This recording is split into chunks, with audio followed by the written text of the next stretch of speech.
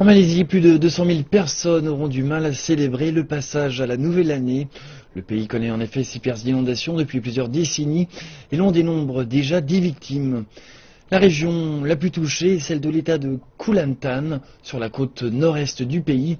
Une combinaison de conditions de marée inhabituelles, de vents de mousson et de fortes pluies ont forcé des dizaines de milliers de personnes à se réfugier dans des abris. Même la capitale n'a pas été épargnée. Un déluge qui a poussé plus de 140 000 Malaisiens hors de leur foyer dans le seul état de Kelantan. Cette école de Kota Bharu, la capitale de l'état, abrite 4 000 personnes dont les villages ont été inondés. Et ils s'estiment chanceux d'avoir pu se réfugier ici.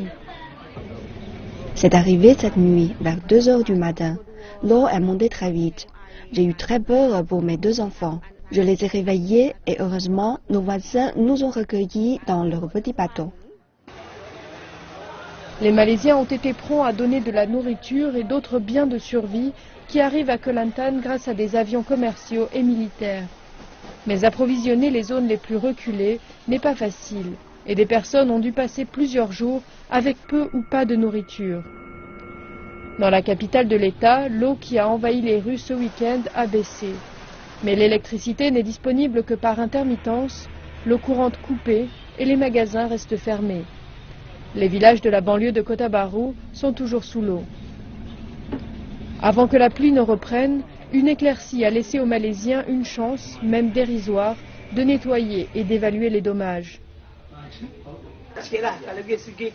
Au total, mes pertes se comptent en dizaines de milliers de dollars.